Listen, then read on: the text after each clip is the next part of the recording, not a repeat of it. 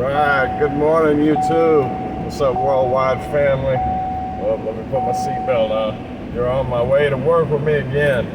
For those of y'all that don't know, my name on YouTube is Jimmy Flips. I am a domestic arbitrage merchant. I'm a reseller. I deal predominantly in retail arbitrage, where I buy and sell things. I flip them for a profit, ideally, and I do dabble a little bit in online and thrift arbitrage, meaning I do buy things online that are sold at a discount and flip them for profit. I also find things out in the world, whether it be used apparel, used sneakers, tools, things like that, that people are selling cheaper than what their value is, and I flip that for a profit. I do that on eBay, Amazon, and do it on my own website, www.jamestown.trading.com. Let me see, the topic for this video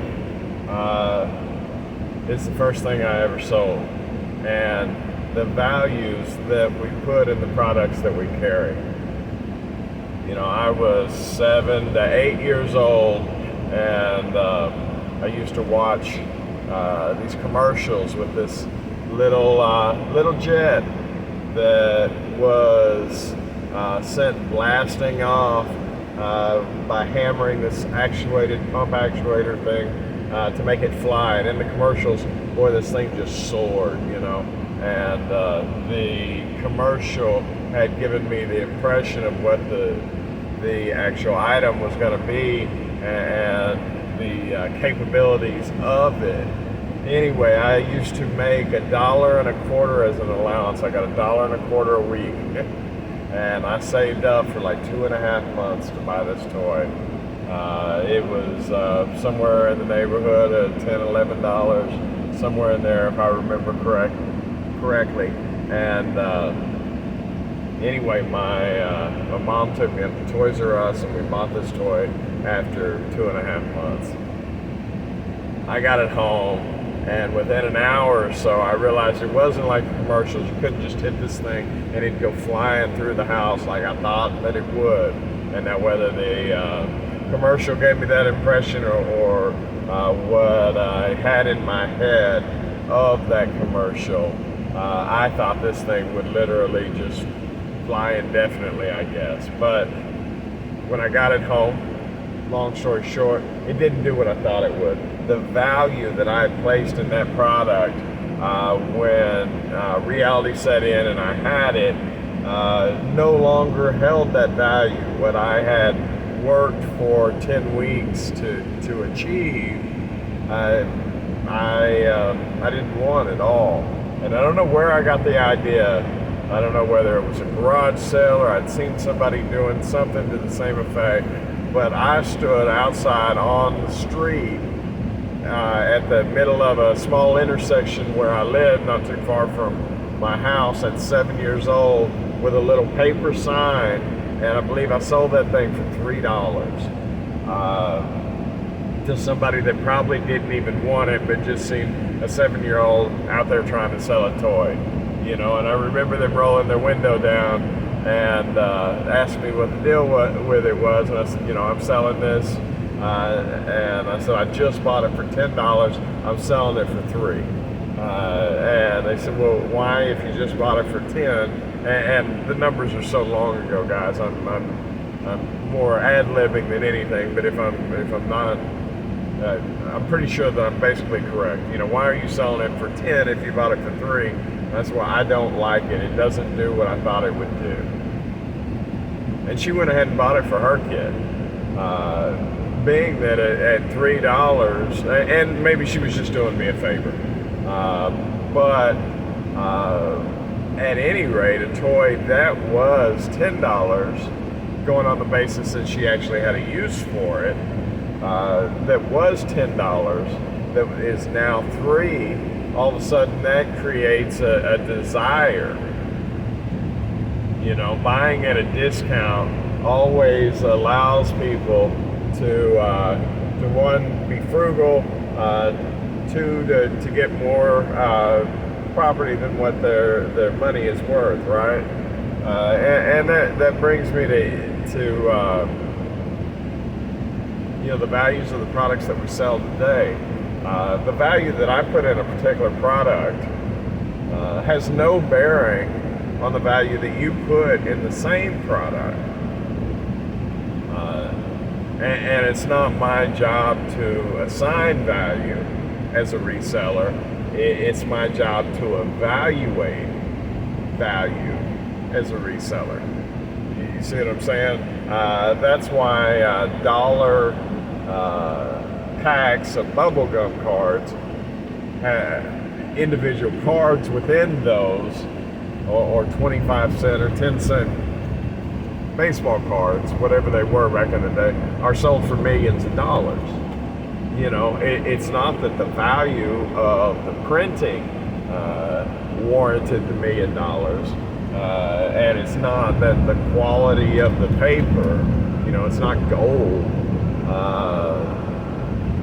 It's the value that one person puts in an item that makes it that value.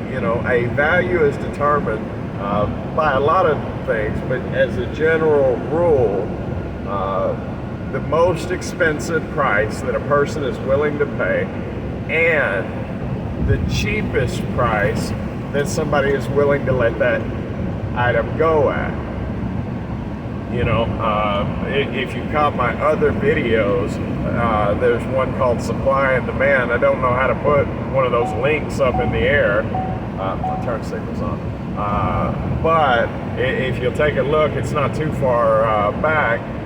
An item that I just bought, it's a action figure. And that action figure has repeatedly gone for upwards of $45 in the last 90 days. And it's gone that multiple times. In the last 90 days on one platform, that item has sold 60 times. And even after the release of the clearance at current count, there's only 62 sellers.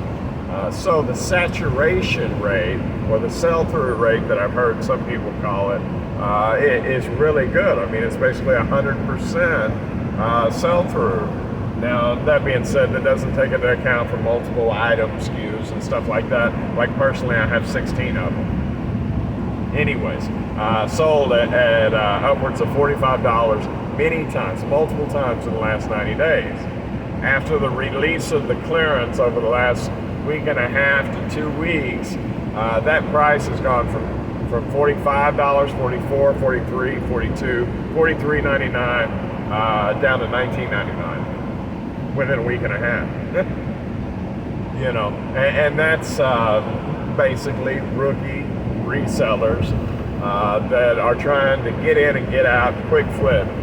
They're wanting fast nickels, not slow dimes, and they're they bought it for X amount of dollars, and let's just say if I bought it for $10 and I can get 12 after fees and postage, then I've got a 20% return virtually overnight, right? And that's a valid point. However, with that kind of saturation rate, the tendency, at least for me, is to hold out through those sellers. I made mistakes early on that memory cards and whatnot that are normally $130. The going rate at the time on these secondary market platforms were $60, $70 because the clearance had just came out. And I made a decent amount of money, but here's what I'm saying. Fast forward 2 to 3 months, that $60, $70 price point has moved to 90 or 95. So my point is, by waiting just a few more months, I would have took a profit of $10, right, on the item, to a profit of 40. And that's what I'm saying. Fast nickels are slow dimes. The same action figure that sold for $43, $44, $40, $45 on a regular, that's now $19. Guess what it's probably going to do by Christmas time.